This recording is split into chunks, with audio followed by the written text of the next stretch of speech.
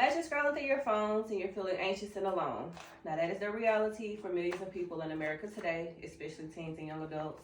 It's mostly also common in college students. It can also be for, older adults as well, but it's mostly common between teens and young adults. According to Anderson and Jane from Pew Research, they show that millions of people deal with this daily, and that cutting back on social media can actually help us make us feel better as well. Social media is designed to feed off our emotions, so it's designed to make us feel bad, it's designed to make us feel happy as well. Today, I want to persuade you why social media needs regulation to protect our mental health. We'll talk about how it's hurting us, how lack of rules is making it worse, and we'll also talk about what we can do, to help our mental health be better on social media without interrupting our freedom of speech. So social media is definitely hurting our mental health.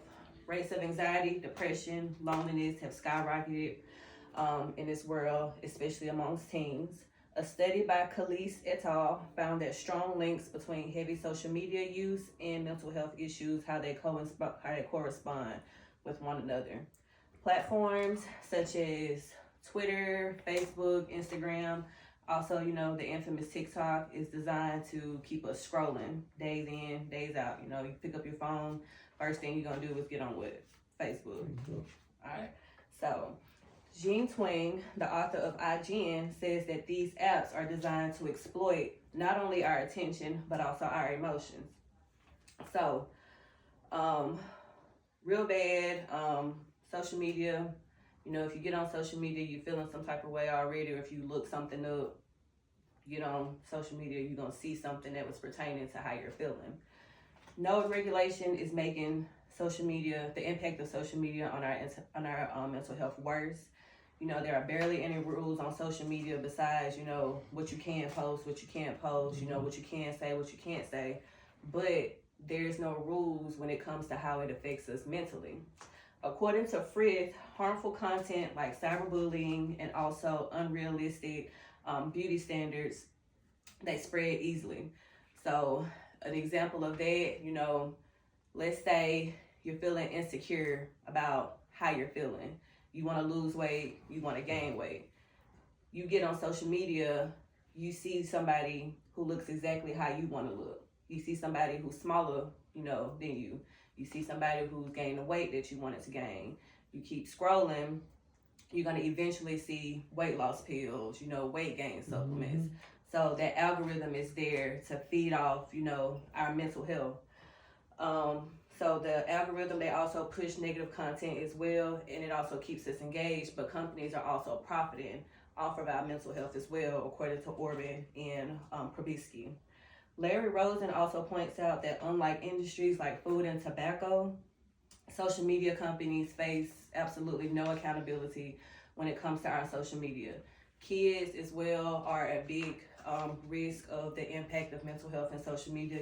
Some kids, they look up to celebrities. They see their favorite content creators living a certain life. They're going to want to imitate that as well. And they may feel bad that they can't imitate that certain lifestyle that their favorite content creator is, living. Right. So smart regulations can definitely help without impacting our freedom of speech. We can protect users without censoring them. So age verification as well, and also algorithm transparency. It's about targeting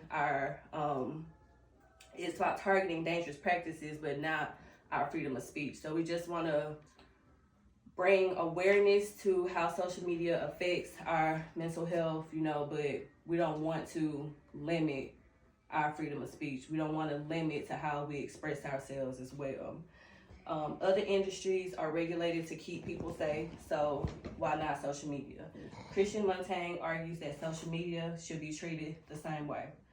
So in conclusion, social media is definitely fueling our mental health crisis. Companies are making billions of dollars off of our mental health as well. Smart regulations can help protect not only our kids, but our teens and our young adults and older people as well, but from impacting our mental health, but not intruding on our freedom of expression, our freedom of speech.